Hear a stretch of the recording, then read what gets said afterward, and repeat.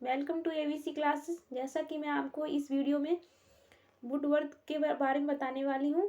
जैसा कि ये अमेरिका के रहने वाले थे, तो चलिए कुछ क्वेश्चन प्रैक्टिस करती हूँ। चलिए क्वेश्चन नंबर फर्स्ट में दिया गया है, वुडवर्थ का SOR सिद्धांत दिया था। आपके सामने 4 ऑप्शन दिए गए, आपको सही ऑप्शन पर टिक करना है। फर्स्ट में दिया गया वॉटसन, सेकेंड में हल और थर्ड में दिया गया वुडवर्थ, फोर्थ में थॉर्नडाइक। तो आपका सही ऑप्शन इसमें हो जाएगा वुडवर्थ। जैसा कि मैं आपको बता दूं कि इन्होंने प्राणी पर अधिक बल दिया था। इनका मानना था कि वातावरण में उद्दीपक क्यों ना मौजूद हो और क्यों ना अनुक्रिया भी हो रही हो, उससे मुझे फायदा भी मिल रहा हो, लेकिन जब तक प्राणी का मन नहीं होगा तो उतना नहीं सीख सकता है। चलिए चलते हैं क्वेश्चन नंबर सेकंड में दिया गया है, स्मृति के 4 तत्व बताए हैं। आपके सामने 4 ऑप्शन दिए गए, आपको सही ऑप्शन पर टिक करना है। फर्स्ट में दिया गया स्किनर, सेकंड में दिया गया वुडवर्थ, थर्ड में दिया गया थॉर्नडाइक और फोर्थ में दिया गया है कोहलर। तो आपका सही ऑप्शन इसमें हो जाएगा वुडवर्थ। चलिए क्वेश्चन नंबर थर्ड में दिया गया है, स्मृति के 4 तत्वों का सही क्रम है। फर्स्ट में दिया गया अधिगम, सेकंड में पुनर्स्मरण और इसी को कहते हैं प्रत्याह्वान, थर्ड में पहचान और फोर्थ में दिया गया धारण। तो आपका सही ऑप्शन इसमें हो जाएगा फोर्थ वाला।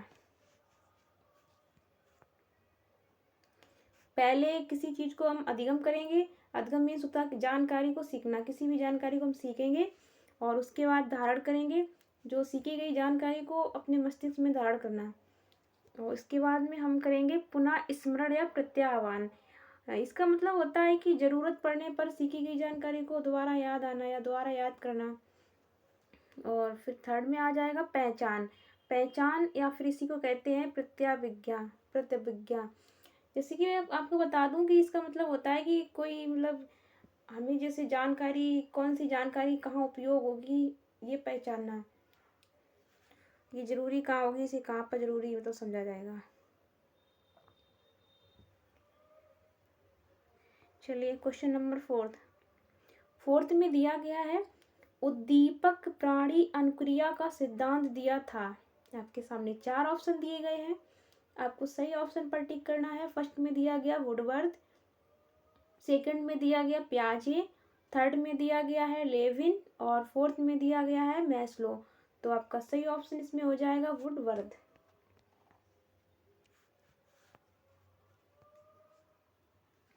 उद्दीपक प्राणी अनुक्रिया का सिद्धांत दिया था। चलिए चलते हैं क्वेश्चन नंबर 5।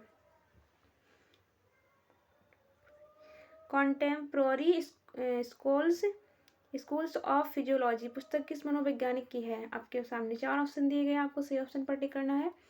फर्स्ट में दिया गया गुथरी, सेकंड में वुडवर्थ और थर्ड में दिया गया थॉर्नडाइक, फोर्थ में पावलव।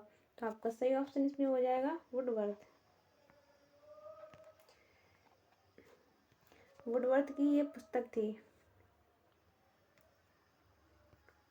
6 में दिया गया है, एक्सपेरिमेंटल फिजियोलॉजी पुस्तक किस मनोवैज्ञानिक की है।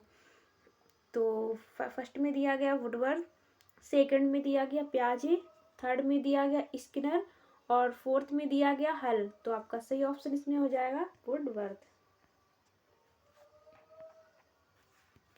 चलिए चलते हैं क्वेश्चन नंबर 7 की तरफ। 7 में दिया गया है, वुडवर्थ ने सबसे पहले निर्माण किया है। फर्स्ट में दिया गया साक्षात्कार का, सेकंड में प्रश्नावली का और थर्ड में दिया गया बुद्धि परीक्षण का और फोर्थ में दिया गया निर्धारण मापनी का। तो आपका सही ऑप्शन इसमें हो जाएगा सबसे पहले किया था प्रश्नावली का। चलिए चलते हैं क्वेश्चन नंबर 8 में दिया गया है, भारत में प्रथम मनोवैज्ञानिक प्रयोगशाला की स्थापना हुई थी। तो आपके सामने 4 ऑप्शन दिए गए हैं, आपको सही ऑप्शन पर टिक करना है। फर्स्ट में दिया गया 1917, सेकंड में दिया गया 1915 और थर्ड में दिया गया 1916, फोर्थ में दिया गया 1918। तो आपका सही ऑप्शन इसमें हो जाएगा 1916 में। चलिए चलते हैं क्वेश्चन नंबर 9 की तरफ। जैसा कि इसमें दिया गया है, प्रयोगात्मक मनोविज्ञान का जनक कहा जाता है। आपको सही ऑप्शन बताना है इसमें से। फर्स्ट में दिया गया है विलियम जेम्स, सेकंड में दिया गया है विलियम वुंड, और थर्ड में दिया गया है सुकरात, और फोर्थ में दिया गया इनमें से कोई नहीं। तो आपका बिल्कुल सही ऑप्शन इसमें हो जाएगा विलियम वुंड।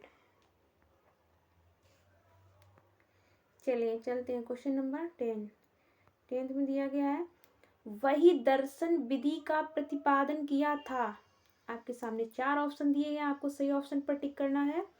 फर्स्ट में दिया गया वुंट ने, सेकंड में दिया गया वुडवर्थ ने, थर्ड में दिया गया जेवी वाटसन ने, और फोर्थ में दिया गया है इनमें से कोई नहीं।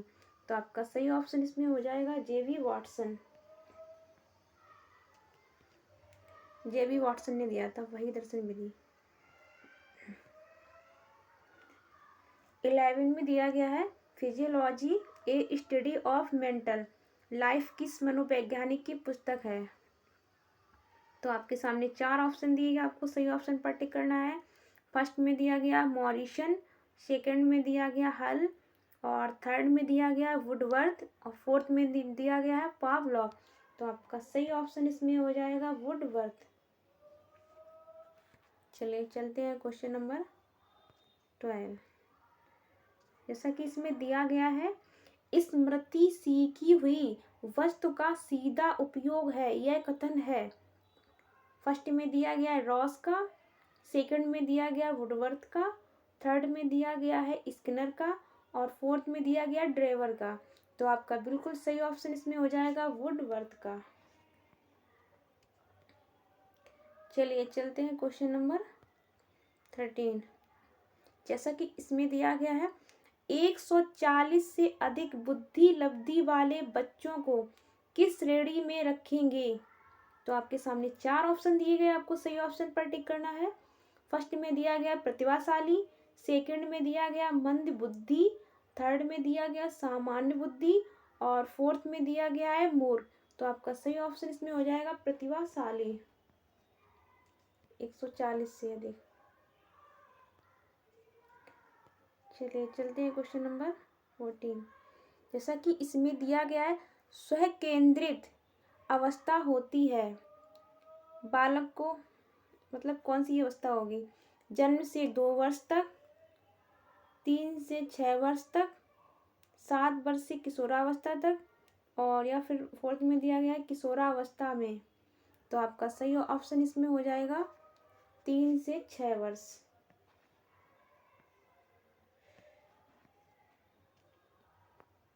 तीन से 6 वर्ष तक हो जाएगी। चलिए चलते हैं क्वेश्चन नंबर 15 में दिया गया है, निम्न में से संश्लेषण का उदाहरण है। फर्स्ट ऑप्शन में दिया गया निबंध लिखना, सेकंड में भाषण देना, और थर्ड में दिया गया प्रमेय सिद्ध करना, फोर्थ में दिया गया है चित्र रंगना। तो आपका सही ऑप्शन इसमें हो जाएगा बिल्कुल प्रमेय सिद्ध करना। ये संश्लेषण विधि के अंतर्गत आता है। चले चलते हैं, इस वीडियो का ये लास्ट क्वेश्चन था, तो इसी तरह से आपको वीडियो प्रोवाइड कराती रहूँगी। Thank you.